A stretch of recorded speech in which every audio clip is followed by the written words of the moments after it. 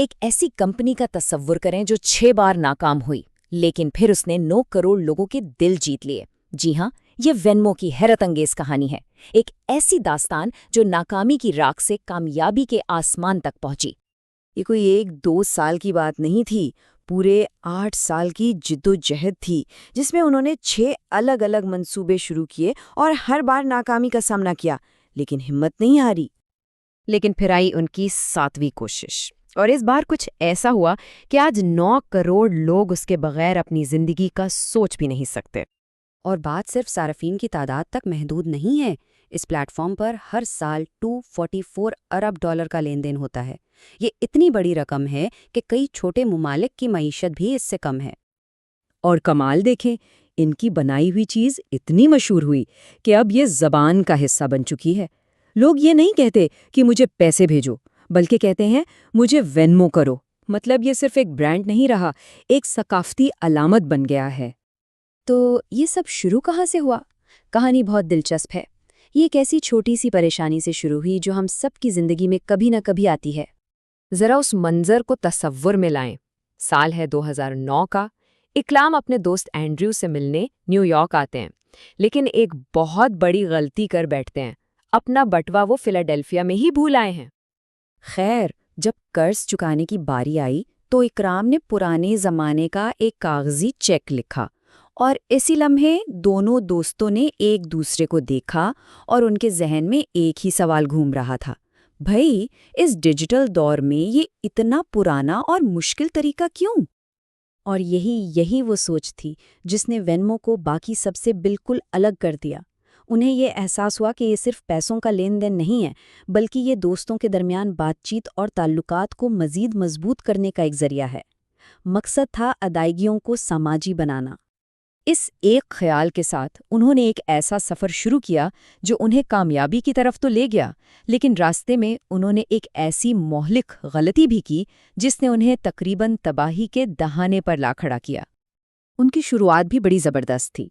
انہوں نے، آپ سمجھ لیں کہ جگاڑ لگا کے گوگل وائس کو ہیک کر کے SMS سسٹم بنایا اور خود کو ایک ریسٹورانٹ ظاہر کر کے پیمنٹ پروسیسنگ حاصل کر لیں، اور جلد ہی وہ ماہانہ $1 لاکھ کی ٹرانزیکشنز تک پہنچ گئے۔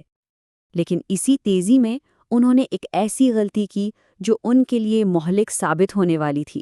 انہوں نے تمام کریڈٹ کارڈ ٹرانزیکشنز کو بالکل مفت کر دیا، جس کی وجہ سے ان کا سارا پیسہ ٹرانزیکشن فیس ادا کرنے میں ہی ختم ہونے لگا۔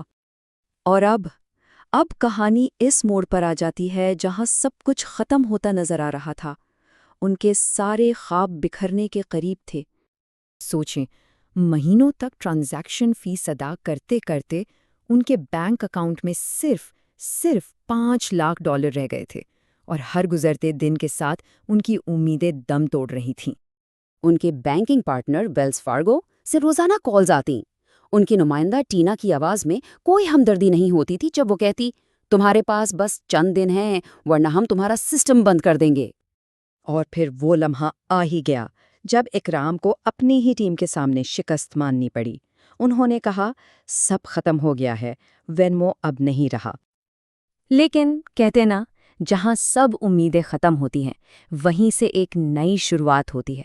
جب سب کچھ ختم ہوتا لگ رہا تھا، تب قسمت نے ایک ایسا پانسا پلٹا جس نے انہیں زندہ رہنے کا ایک آخری موقع دیا۔ عین وقت پر ان کے ایک سرمایہ کار نے انہیں برین ٹری نامی ایک کمپنی سے ملوایا۔ یہ کمپنی ادائیگیوں کا بنیادی ڈھانچہ بناتی تھی اور اتفاق سے ایک ایسی ایپ کی تلاش میں تھی جسے عام لوگ استعمال کریں۔ اور یہ ایک بہترین جوڑی تھی۔ کیونکہ وینمو کے پاس وہ تھا جو برین ٹری کے پاس نہیں تھا، ایک ایسی ایپ جسے لوگ بہت پسند کرتے تھے، اور برین ٹری کے پاس وہ تھا جس کی وینمو کو شدید ضرورت تھی، پیسہ اور ایک مضبوط انفراسٹرکچر۔ اور اس طرح 2012 میں برین ٹری نے وینمو کو $26.2 ملین میں خرید کر اسے مکمل تباہی سے بچا لیا۔ یہ ایک نئے دور کا آغاز تھا۔ تو چلیے اب دیکھتے ہیں کہ اس خریداری نے وینمو کو کس طرح ایک ناکام منصوبے سے ایک ثقافتی آئیکن میں تبدیل کر دیا۔ اس بچاؤ کے بعد وینمو نے جو رفتار پکڑی وہ ناقابل یقین تھی۔ صرف 1 سال بعد پے پیل نے برین ٹری کو $800 ملین میں خرید لیا، اور آج یہ $444 کی سالانہ ٹرانزیکشنز والی کمپنی ہے۔ لیکن اس پوری کمپنی کی کامیابی کا راز اس کے شریک بانی کی اپنی ذاتی کہانی میں چھپا ہے۔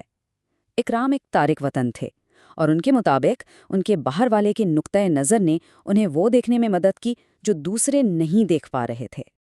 اور اس پوری کہانی سے سب سے بڑا سبق یہی ملتا ہے، بعض اوقات کسی کا مختلف ہونا، اس کا باہر والا ہونا، کمزوری نہیں بلکہ اس کی سب سے بڑی طاقت بن جاتا ہے۔ تو آخر میں یہ سوال پیدا ہوتا ہے کہ انسان کی اپنی جدوجہد میں بھی کوئی ایسی ہی چھپی خوبی ہو سکتی ہے جو صرف ایک نئے زاویے سے دیکھے جانے کا انتظار کر رہی ہو؟